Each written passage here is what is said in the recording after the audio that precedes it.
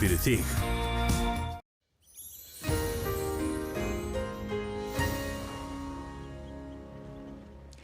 Komið þið sæl, byrjum hér á að skoða gervitunglmynd sem tekið var núna seinnipartinn og á henni þá sést ansi vel þessi skil sem liggja hér við vesturströndina og með þeim þá vindurinn búinn að vera vaxandi í dag og nokkrum stöðum mælst yfir 20 metrar á sekúndu og hviður yfir 30. Það gul viðvörun í gildi á norðanverðu Snæfellsnesi núna fram eftir kvöldi og það akkurat út af vindi þar sem að getur náð sér vel á strik þar. En hér sjáum við úrkomuna, hún að koma inn á land og það að bæta ansi hratt í úrkomuna núna í kvöld og nótt á vestanverðu landinu en þessi skil eru fljótt að fara yfir þannig að það kemur talsvert hægari suðvestlæg átt þar á eftir og talsvert minni úrkoma. Hér á austanlands þá enn einn daginn búin að vera hlýjast eða 19,7 stig á Seyðisfirði því miður eru hitatölurnar á niðurleið af þeim slóðum, útlit fyrir einhverja úrkomu þar á morgun þegar skilin fara hér til austurs eins og við sjáum hér á þessari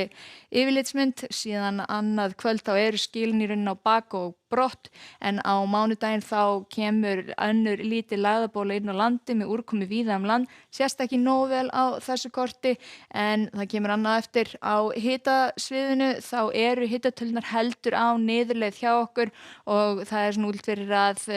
20 stiga hitatölur séu ekki að fara að gerast núna næstu daga en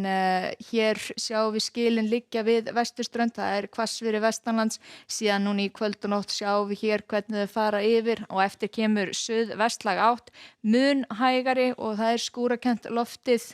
með henni en hér á Austurlandi sjáum nokkuð skýrt hvar skilin liggja, það sunnan 10 til 15 metrar á sekúndu hér austanmegin við þau en suðvestlæg átt 5 til 10 metrar á sekúndu vestanmegin við. Hitatölurnar þetta svona 8 til 13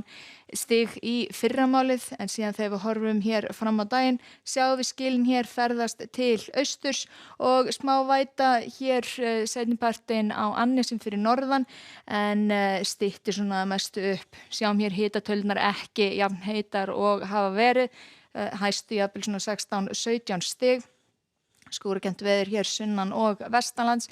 Í suðvestanáttinni þá útlit fyrir að einhver gasmengun fari yfir höfuðborgarsvæðið. Það bara að gera að skoða loftgæði.is til að fylgjast með mæligildum. En þegar við horfum hér fram á annað kvöld og mánudaginn sjáum við hér skilin komin á bak og brott á annað kvöld og á mánudaginn útlit fyrir að það verði svona frekar hægur vindur en úrkoma víða land, einkum sunnanlands en líkur fyrir eitthvað dropi fyrir norðan.